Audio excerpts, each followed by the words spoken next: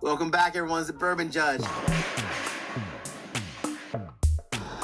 All I got is bourbon.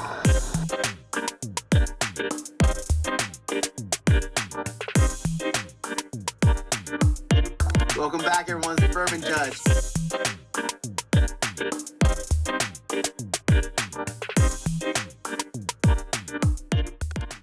Welcome back, everyone. It's the Bourbon Judge. Here we're back at it for part 2 of the mid-year check-in. Yes, part 2 of the mid-year check-in. So I'm going to give you, again, as promised, 5 whiskeys that have a great chance of being in my top 10 for 2026. But hey, we're mid-year, so I'm giving these 5. Again, these are not in order, but more than likely, at least a few of these, if not all, might end up in my top 10 list of 2026. These bottles, I've sipped them numerous times. They are just epic, and I mean epic. All right, before I dive into this real quick, a couple updates for the channel in terms of barrel picks. Ones, let's focus on barrel picks that we have not picked yet, but we're about to pick. Cool? All right.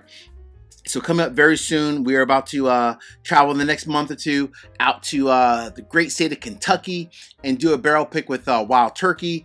So really excited to do our barrel pick with Wild Turkey. Again, as I mentioned numerous occasions, I love Wild Turkey and everything that Wild Turkey produces. So can't wait for that experience. And then we're actually headed south. Yes, we're headed south down to the great state of South Carolina to Charleston. We're doing our first ever barrel pick with High Wire Distillery down in Charleston, South Carolina. Can't wait for that. So we're gonna have fun. We're gonna have a fun time, have a blast, and pick some epic barrels for our Bourbon Judge community. So if you're interested in becoming a patron, go ahead and check me out over on Patreon. Cool? All right. So Judge, what are the 5 bottles today that you're going to bring out? Tell me why. I won't go into too many specifics in terms of like price, proof, all that. I'll just kind of keep it a high level. Fair? All right.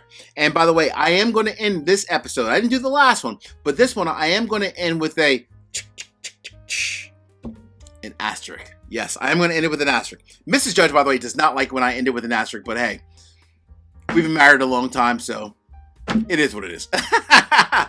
She can only kick me to the couch, and my couch is comfy, so I'm good. But I'm ended with an asterisk. Fair? All right. So number 1 comes from an NDP, a non-distilling producer. They've put out a lot of different batches throughout the years.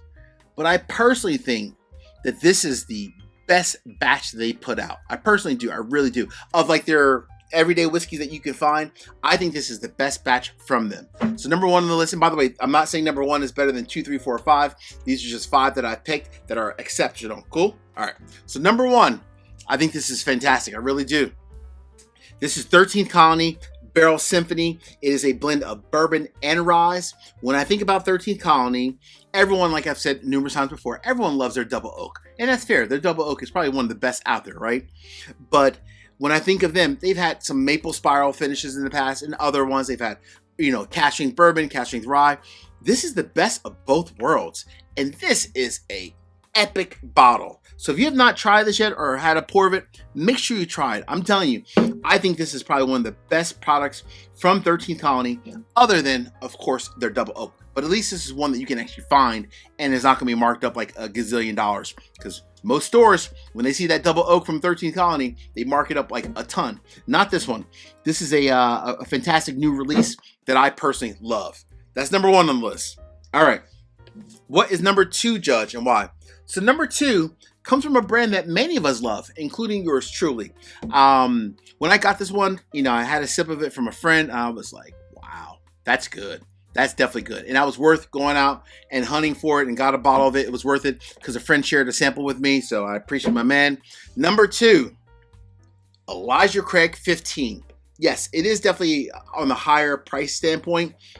But Elijah Craig 15 is perfect. I always feel like the 18 is a little bit too much oak. The 15 is like the sweet spot. This is an exceptional bottle. And I mean exceptional bottle. A little bit pricey. I think it's like $1.50, $1.60 plus tax, closer to like $1.80 if you will. But is it worth it? Absolutely. Definitely a fantastic bottle. Really good. All right, that's number 2 on the list. Judge, what is number 3? So number 3 is probably, I would say, one of the best double oaks on the market that you can find relatively easily. And it's from a craft distillery. And you know, I'm a big fan of craft distilleries. I love number 3. I've had a couple of their bottles now. And this is a double oak that I will always have in my lineup because it's hit that tier for me. And it's only like a $75, maybe $80 bottle. Again, everything kind of depends on the market you live in, taxes, and so forth. But number 3, exceptional quality from a craft distillery. And yes, it's a double oak rye. Number 3, Hard Truth. Woo! This Hard Truth Sweet Mash Rye, this double oak, is a game changer. I'm telling you, it's a game changer. I love it. I love Hard Truth. I love their whole story. I love the craft distillery aspect. I like their bourbons a lot. But this double oak rye, it's another level. It is truly on another level. All right. Before I get to 4 or 5 and the asterisk, real quick, 3 quick easy favors. Number 1, hit the like button. Number 2, drop me a comment. Let me know, again, what are some of your favorite bottles thus far for 2026? Last but not least, please make sure you all subscribe to the channel and hit the bell so you get notification each and every time I release new content. Cool? All right. Cheers. There's a little Hard Truth. Woo!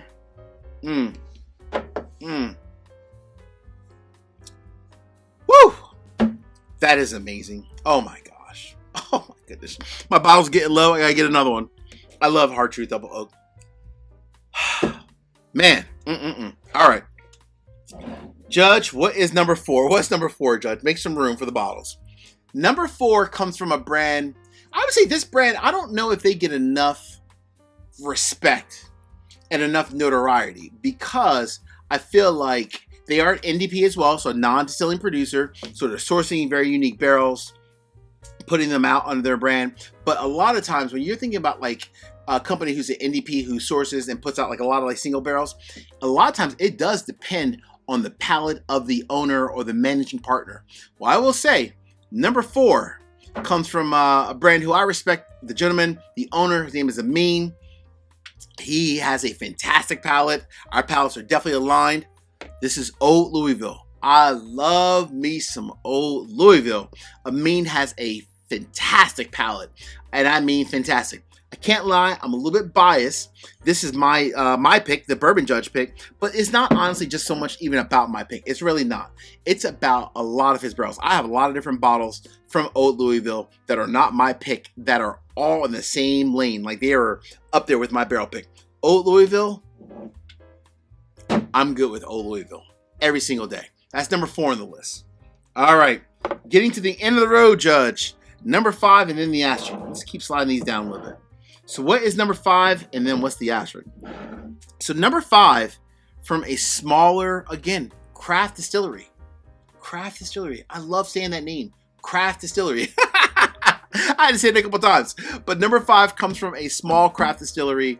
I remember buying this bottle when I was there for my barrel pick. And this is not my barrel pick, by the way. This is just a bottle they had in the gift shop. I want to be crystal clear.